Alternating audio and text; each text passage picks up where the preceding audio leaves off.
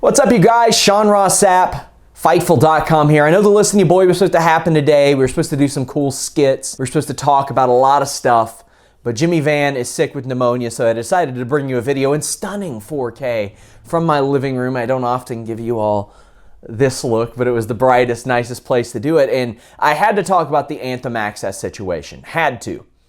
I've got a lot of background, a lot of history, and a lot of unrevealed information on some situations that kind of tie into all this. Now, a couple of months ago, Voices of Wrestling broke a story that Impact and AXS were close to reaching a deal. This would be an objectively positive situation in which AXS would obviously air Impact Wrestling and more people would see it. Impact Wrestling is on Twitch and Pursuit right now. And to give you kind of a feeling of what Pursuit is like, I have a friend who does a DIY hunting show. I explained to him what channel Impact was on, and I said, hey, you could probably get your show on there, joking around. And he looked at me and he says, my show was on there.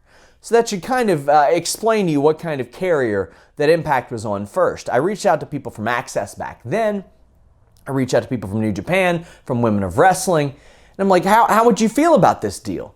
Well, AXS was putting the kibosh on it, saying, well, no, it's not really going to happen. We have exclusive carrier rights with our carriers to where we can't broadcast live on Twitch as well. We see Impact extend their deal with Twitch. Seems like there's nothing really more to talk about. However, then word gets out, AXS might be purchased by Anthem, and this was a couple of months ago. Well, that didn't make any sense. Fight Network's gone down the tubes. Impact not doing good. Can't get on a TV network anywhere. How is Anthem gonna buy AXS, and what are they gonna do with it? Well, reached out to New Japan people back then, and they said, no, we would not like that. Maybe if Anthem sold Impact to AXS, yeah, sure. There's still ill will between New Japan and Impact. Davey Boy Smith said in an interview this summer that when he asked if he could work Impact Wrestling, they're like, no, they fucked over Okada.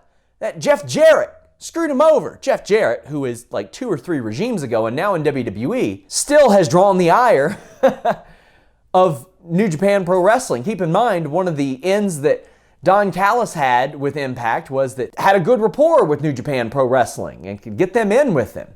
And I know that efforts were made to bridge that gap, but it didn't seem to do it based on the reaction of New Japan Pro Wrestling earlier this year to Davey Boy Smith Jr. New Japan Pro Wrestling on AXS, Impact at the time on Pursuit. Well, then it comes to light this week. Anthem is buying AXS. What? Okay, well, they're doing the damn thing then. They're doing the damn thing. Great news for Impact Wrestling, right? Right. Objectively good news for Impact Wrestling. The worst case scenario happens. They have a stay of execution. About their 6th or 7th. Hey, good for them. People making money.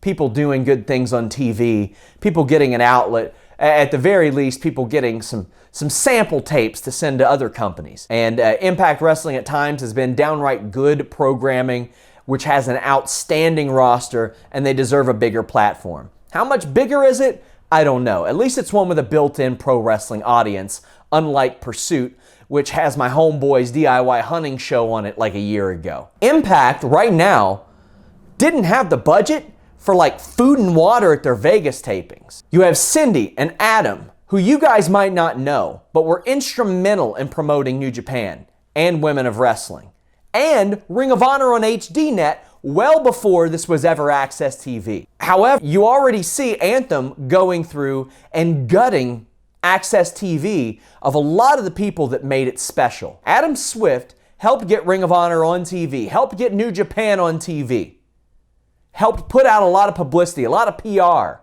for these companies. To me, when I look at a company and I say, you know what, that guy has experience in getting wrestling companies on TV. That's probably not the guy I'm gonna cut if I'm Anthem. Anthem, a company that had to buy another company just to get their wrestling show on TV. So what they do is they go in and they find people who are very successful at getting wrestling out there, at getting wrestling on TV. at getting people to care about certain programs. Don't even wait a few weeks to see who the best people to cut and the best people to hang around are. Well, let me tell you, there ain't anybody I've experienced at Anthem in my years in the media that are better than either one of those two, and better than some of the people that they're probably going to cut but haven't yet. That happens when acquisitions happen. That's an unfortunate reality of the situation. A new company takes over, they want to keep their same people. Because this has been history repeating itself for Anthem. Remember when they went and acquired the Fight Network? Well, if you don't, well, let me give you some history. You probably heard of Post Wrestling, which is ran by a couple of guys in John Pollock and Wei Ting, who are really competitors with us who have never acted like it. A-plus dudes who are very helpful and excellent at their job. Gone from Fight Network. Since then, they have profited more than Impact Wrestling. Robin Black, one of the best analysts in MMA, gone. He's able to make street fight breakdown videos go viral now. Live Audio Wrestling was a massively successful show, and we're not even allowed to give their sign off. We're not allowed to say bid adieu in the form of John Pollock and Wei Ting. And what did Impact say? Oh, we're going to bring it back. Well, besides the fact that you couldn't hold on to Jeremy Borash either. No episodes of Live Audio Wrestling, a very successful platform in which you could promote your wrestlers and get them out there. And Lord knows you need it. Say I'm in Toronto, the headquarters of Anthem, for SummerSlam weekend, and I say, hey, you know what, I'd love to talk to anybody, whether it's the CEO, a wrestler, a janitor. Well, the media hears, no opportunities. Well, that's funny, because I scheduled 2 of your wrestlers myself, got them in studio, and was able to talk to them and promote your upcoming shows. But meanwhile, you got a really great publicist, really great PR people, really great people who get your product out there, and did so for WOW, which quite frankly should not have been as successful as it was. New Japan Pro Wrestling, which oftentimes was months old programming, successful on AXS. That doesn't happen by just slapping something up there and hoping people will tune in. Doesn't work like that. So right now, you still got New Japan mad at you. And you know the call is coming. You know they're going to call New Japan and say, hey, maybe we can work up a deal. And the only benefit that Impact has there, they own AXS, and Ring of Honor isn't doing anything right now. If you're New Japan, you're looking around at the landscape and you're saying, Ring of Honor's not drawing. AEW took all our talent, all of our American talent, North American talent. And Impact, well, they screwed over Okada 8 years ago. I'm still picking AEW if I'm New Japan. And New Japan are not the kind of company that wants to be strong-armed into promoting content with another company. And you see Impact's financial situation. I had several wrestlers reach out to me and say that they didn't even cater the last set of tapings. No food, no water. Got to pay for that yourself, homeboys. You got Anthem buying AXS, cutting people, cost cutting. It's important, right? Then you have Killer Kross, who wants out of his Impact Wrestling contract and has been very transparent in saying so. This company, Anthem, is holding this guy there, and there's not that much he can say. Impact breached the dude's contract because, along with him and several others, they didn't have the wherewithal to supply quarterly merchandise statements that they are contractually obligated to provide. They couldn't provide those to several talent. Some of them, I'm told, were as low as $30 for a quarter. But they didn't have the wherewithal to supply Killer Kross with quarterly merchandise statements. And now they're taking over a media company in bed with Mark Cuban and Steve Harvey. Wait until they get a load of these guys. They couldn't supply merchandise statements. So since then, Anthem, headed up by Ed Nordholm, a lawyer, mind you, has not booked Killer Kross since Slammiversary. Killer Kross says, hey, you know what? I don't feel comfortable bleeding on your show, cutting myself open with a blade. There's not been appropriate blood testing. There's been a hepatitis outbreak in the past on the indies. No doctor present. Let's use fake blood. Since then, he's not been booked on any Impact House shows, no tapings, and we had people in AAA telling us, Ed Nordholm, a lawyer who runs Anthem Sports, asked AAA, allegedly, to not book Killer Kross, an independent contractor who he also won't book because of some personal squabble. Killer Kross has been working there 2.5 years. That ain't good. If you're not using the guy, if you're not paying the guy, and if you don't want other companies to use him while he's under contract to you, cut the guy loose.